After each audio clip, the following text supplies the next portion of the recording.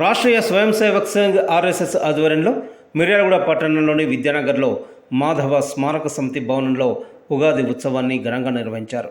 ఉత్సవంలో మిర్యాలగూడ కిరాణా merchant association అధ్యక్షులు మైలవరపు మురళి, ముఖ్య వక్త తెలంగాణ ప్రాంత ప్రచారక్ లింగం శ్రీధర్జీ పాల్గొని మాట్లాడారు. దేశంలో సనాతన ధర్మం, హిందుత్వం వెలుగొందాలంటే ఏకతా రాగం అవసరమన్నారు.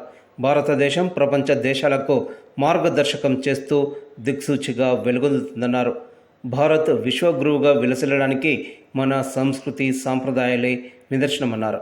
కార్యక్రమంలో గార్లపాటి వెంకటయ్య, డాక్టర్ అద్దంకి శ్రీనివాస్, మంత్రి ప్రగడ శ్రీధర్జీ, కాసుల సత్యం, గూడూరు శ్రీనివాస్, బంటు జనార్దన్, నక్క నాగరాజు, తిప్పన వెంకటేశ్వరరెడ్డి, కందిబండ శ్రీనివాస్, సుధాకర్, కరుణాకర్, ప్రీతం రాజు, కుమార్ రాజా, యామిని వెంకటేశ్వర్లు, మోహన్ శర్మ, శివ తదితరులు పాల్గొన్నారు. త్వదీయాయ కార్యాయ బద్ధా కటీయం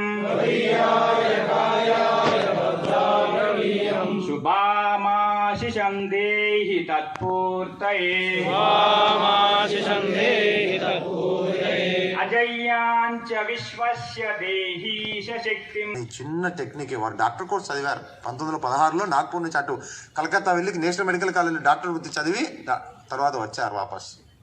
కానీ ప్రజలకు పట్టినటువంటి రోగ చికిత్స కాదు, నేను సమాజానికి పట్టిన రోగాన్ని నేను నయం చేస్తాననే ఉద్దేశంతో దీని గురించి చాలా పనిచేశాను. అనేక సంస్థలు ఆ రోజులో ఉన్న ప్రతి దేశ స్వాతంత్రం కోసం పనిచేస్తున్న ప్రతి సంస్థలు పనిచేశారు వారు, కాంగ్రెస్తో సహా. తర్వాత వారు అనుకున్నారు ఇవన్నీ పై పూతలు మాత్రమే, రోగానికి మందు ఎక్కడ ఇవ్వాలంటే మూలానికి ఇవ్వాలి. రోగ కారణం కాబట్టి ప్రజల్లో ఉన్నటువంటి అనైక్యత, తన ధర్మం పట్ల నిష్ఠ ఉండాల్సింది పోయి ధర్మం పట్ల ఒక న్యూనతాభావం, ఆత్మ న్యూనతాభావము, కాబట్టి దీన్ని దూరం చేయాలి, ప్రజల్ని సంఘటితపరచాలి. కులాలు, రకరకాల భేదభావాలు, భాష, ప్రాంతం, వేషధారణ, వీటన్నిటి భేదభావాలను దూరం చేసి మనమంతా కూడా ఒకటే భావన తీసుకురావాలి. దానికోసం ఏదైనా చేయాలని తప్పించి ఆలోచన చేసి ఈ సంఘాన్ని మనం ప్రారంభించాలి. 100 సంవత్సరాలైంది ఈ సంస్థ నడుస్తూ ఉన్నది. ఈరోజు దేశం మొత్తం మీద సుమారుగా ఒక 83,000 స్థలాల్లో మన ఆర్ఎస్ఎస్ కార్యక్రమాలు జరుగుతున్నాయి. ప్రపంచంలో కూడా ఒక 60 దేశాల్లో సంఘ కార్యక్రమాలు జరుగుతున్నాయి. పేరు వేరే ఉండొచ్చు కాక, అక్కడ హిందూ స్వయం సేవక్ సంఘం అంట, ఇక్కడ రాష్ట్రీయ స్వయం సేవక్ సంఘం అంట. ఏదేమైనప్పటికీ ప్రపంచమంతా మనం ఇస్తున్న సందేశం ఏమిటి? మనమందరం కూడా బాగుండాలి. లోకా సమస్త సుఖినో భవంతు, ఇది గుర్తుపెట్టుకోవాలి. అందరూ బాగుండాలి, అందులో నేను ఉండాలి అనుకుంటే భగత్ సింగ్ తన ప్రాణాలను ఆ రోజు దేశ స్వాతంత్రం కోసం బలిదానం ఇచ్చేవాడు కాదు. అందరూ బాగుండాలి, ఆ స్వాతంత్రం రావాలి, స్వాతంత్రాన్ని అనుభవించాలి అనుకుంటే ఆ ఉరికంబాలను ఎక్కిన వాళ్ళు తన యొక్క ఆ యుక్త వయస్సులో తమ జీవితాన్ని ప్రాణాలను అర్పితం చేసేవాళ్ళు కాదు. మనం ఈరోజు ఆనందంగా ఉండేవాళ్ళం కాదు. కానీ మన యొక్క ధోరణి ఏమిటి? హిందూ ధోరణి అందరూ బాగుండాలి, అందులో మనం ఉన్నా లేకపోయినా పర్వాలేదు. అంటే ఏమిటి?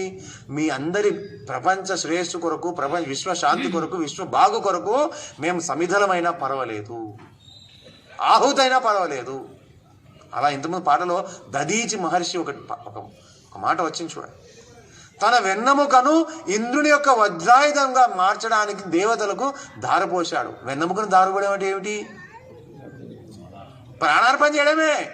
కానీ దేవతలు వచ్చి అయ్యా మాకు ఏదో ఒకటి కావాలి, దేశ లోక శ్రేయస్సు కొరకు ఆ దుర్మార్గులైన రాక్షసుల యొక్క అంతం చేయాలంటే ఏదో ఒకటి చేయాలి, అది నువ్వే చేయగలుగుతావు, ఏం చేయమంటారు చెప్పండి అన్నట్టు సమర్పించుకున్నాడు.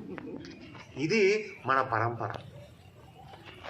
కరోనా టైంలో పూనాలో ఒక హాస్పిటల్ జరిగిన సంఘటన గుర్తుకొస్తున్నాను. ఒక హాస్పిటల్, అప్పుడు అంతా కరోనాలో ఏం మనకు తక్కువ పడ్డది? ఆక్సిజన్. పూనాలోని ఒక హాస్పిటల్లో ఒక బెడ్ పైన 72-73 సంవత్సరాలు ఉన్నటువంటి ఒక ముసలి వాడైనటువంటి సంఘ స్వయం సేవకు, ఆర్ఎస్ఎస్ స్వయం సేవకు అక్కడ ఆ ఆక్సిజన్ లేదు అనేటువంటి మాట వినపడింది. ఈయన పెద్ద మనిషి అక్కడ డాక్టర్ని పిలిచి దీన్ని వాళ్ళకి పెట్టండి అన్నారు. ఈ ఆక్సిజన్ సిలిండర్ని పోతారంటే నాకు ఇప్పటికే 72-73 ఏళ్ళు వయస్సు వచ్చింది, నేను పోతే కూడా పెద్దగా నష్టం లేదు, ఆయనకి ఎంతో జీవితం ఉంది కాబట్టి అది పెట్టండి. ఆ రోజు 1 గంట సేపు మనం అందరం కలిసి ఉంటాం కదా శాఖ, అందులోనే వచ్చేటువంటి గుణమే. కాబట్టి నేను ఉన్నా లేకపోయినా తేరా వైభవ్ సదా రహేమా అమ్మ దీన్ని 4 రహే నా రహే అంటే అమ్మ ఓ భారత మాత నీ వైభవం ఒక 4 రోజులు కాదమ్మా, ఎల్లకాలం ఉండాలి. మేము 4 రోజులు ఉంటాం, పోతే కేటాయించాలి. ఒకసారి 3 నెలల కోసం మన కుటుంబాలన్నీ కూడా కలిసి పిల్లలు, పెద్దలు, ఆడవాళ్ళు, మగవాళ్ళు అందరూ కలిసి కార్యక్రమాలు పాల్గొనాలి. ఈరోజు ఎట్లయితే ఉగాదికి కొద్దిమంది మహిళలు కూడా వచ్చారు, అట్లా 2-3 నెలలకు ఒకసారి కుటుంబ కార్యక్రమాలు పెట్టుకోవాలి. ఇట్లా అనేకం ఉన్నాయి. ఇలా అనేక రకాల కార్యక్రమాలు రాబోయే రోజుల్లో రాబోతున్నాయి. ప్రతి ఒక్క స్వయం సేవకు తన పరిధి లోపల సమాజంలో మార్పు కోసం ఏం చేయగలుగుతాడో ఆలోచించి చేయాలి. ఇలా దేశంలో ఉన్న లక్షలాది మంది స్వయం సేవకులు తన వంతు కర్తవ్యంగా తన పరిధిలో అనేక రకాల మార్పుల కోసం ప్రయత్నం చేస్తే మంచి మార్పు కోసం నిజంగానే ఉగాది వస్తుంది, ఆ తర్వాత సంక్రాంతి కూడా వస్తుంది, ఆ తర్వాత దేశం యొక్క వైభవం కూడా వస్తుంది, పునర్వైభవం అంట. రాబోయే రోజులలో చాలా గొప్ప మార్పు భారతదేశం మనం తీసుకురాబోతున్నాం. సమాజ పరివర్తన అంటున్నాం. లక్షలాది మంది స్వయం సేవకులు ఇంటింటికి వెళ్ళబోతున్నారు.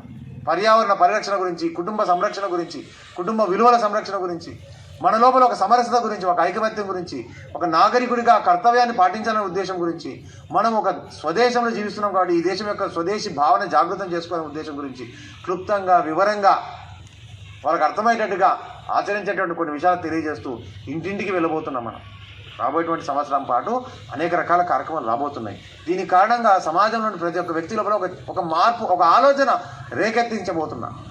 ఆలోచన రేకెత్తించిన తర్వాత సహజంగా వాళ్ళ లోపల మార్పు అనేది వస్తుంది. ఆలోచన లేకుంటే ప్రశ్న లేదు మార్పు. కాబట్టి అలాగా ఈ మార్పుకి ఆద్యులుగా సంఘ కార్యకర్తలు ఉండాలి. మనల్ని చూసి మిగతా సమాజం, సంఘ స్వయం సేవకులను చూసి మిగతా సమాజం మన బాటలు నడవాలని చెప్పి మన కోరిక. కాబట్టి పోయిన డాక్టర్జీ 100 సంవత్సరాల క్రితం ప్రారంభించిన సంఘాన్ని కావచ్చు, 1889లో పుట్టిన డాక్టర్జీ యొక్క జన్మదిన పురస్కరించుకొని ఈ ఉగాది నాడు కావచ్చు, మనం అనేక విషయాలు గుర్తు చేసుకున్నాం. శ్రేష్టమైన మన హిందూ సంస్కృతి గురించి ఒక విషయంలో మనం గొప్పగా దాని గురించి గుర్తు చేసుకున్నాం. రాబోయే రోజుల్లో మనపైన ఉన్న కర్తవ్యాన్ని కూడా మనం గుర్తు చేసుకున్నాం. ఇవన్నీ గుర్తు చేసుకుంటూ ఈ శుభ సందర్భంగా మనం కార్యాలయాన్ని కూడా మనం ఇక్కడ నిర్మాణం చేసుకున్నాం.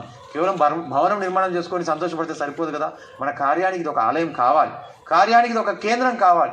దీని కేంద్రంగా అనేక మంచి మంచి పనులు జరగాలి. మనలాగానే అనేక మంది మహానుభావులు ఈ సమాజంలో పనిచేస్తున్నారు. సజ్జన శక్తి అంటున్నాం, మంచి వాళ్ళు, ఎటువంటి స్వార్థం లేకుండా, ఈ నిస్వార్థం ఏమీ ఆశించకుండా తమకంటూ సమాజంలో సేవ చేస్తున్న వాళ్ళు అనేక మంది ఉన్న వాళ్ళని కూడా కలుపుకుంటూ అందరం కలిసి మనం ఈ సమాజ పరివర్తన కార్యాన్ని మనం ముందుకెళ్ళాలి. ఆ పద్ధతి మన యొక్క జీవితాలను కూడా ఒక సంకల్పం తీసుకొని దానికోసం అర్పిద్దామని చెప్పి ఆశిస్తూ